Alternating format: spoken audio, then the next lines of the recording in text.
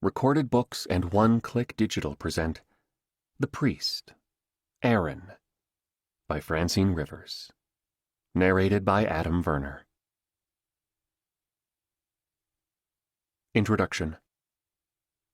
Dear listener, this is the first of 5 novellas on biblical men of faith who served in the shadows of others. These were Eastern men who lived in ancient times, and yet their stories apply to our lives and the difficult issues we face in our world today.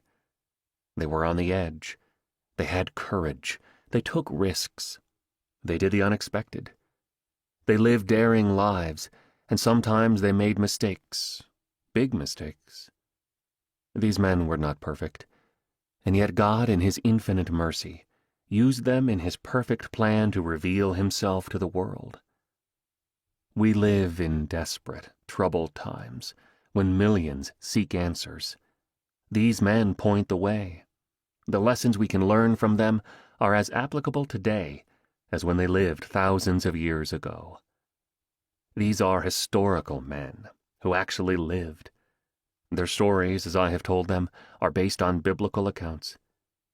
For a more thorough reading of the life of Aaron, see the books of Exodus, Leviticus, and Numbers. Also compare Christ, our high priest, as found in the book of Hebrews. This book is also a work of historical fiction. The outline of the story is provided by the Bible, and I have started with the facts provided for us there.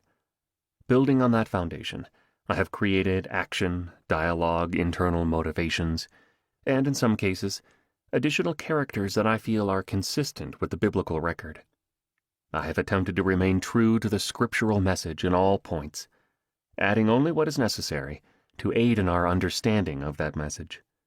At the end of each novella, we have included a brief study section. The ultimate authority on people of the Bible is the Bible itself. I encourage you to read it for greater understanding, and I pray that as you read the Bible, you will become aware of the continuity, the consistency, and the confirmation of God's plan for the ages, a plan that includes you.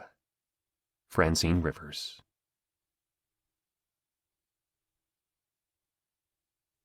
Chapter 1. Aaron sensed someone standing close as he broke loose a mold and put the dried brick aside. Skin prickling with fear, he glanced up. No one was near. The Hebrew foreman closest to him was overseeing the loading of bricks onto a cart to add on to some phase of Pharaoh's storage cities. Wiping the moisture from his upper lip, he bent again to his work. Through the area, sunburned, work-weary children carried straw to women who shook it out like a blanket over the mud pit and then stomped it in. Sweat-drenched men filled buckets and bent beneath the weight as they poured the mud into brick molds. From dawn to dusk, the work went on unceasingly, leaving only a few twilight hours to tend small garden plots and flocks in order to sustain life. Where are you, God? Why won't you help us? You there, get to work! Ducking his head, Aaron hid his hatred and moved to the next mold. His knees ached from squatting, his back from lifting bricks, his neck from bowing. He set the bricks in stacks for others to load. The pits and plains were a hive of workers, the air so close and heavy he could hardly breathe for the stench of human misery. Sometimes death seemed preferable to this unbearable existence.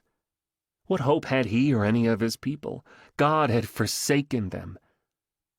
Aaron wiped the sweat from his eyes and removed another mold from a dried brick. Someone spoke to him again. It was less than a whisper, but it made his blood rush and the hair on the back of his neck stand on end. He paused and strained forward, listening. He looked around. No one paid him any notice. Maybe he was suffering from the heat. That must be it. Each year became harder, more insufferable. He was 83 years old.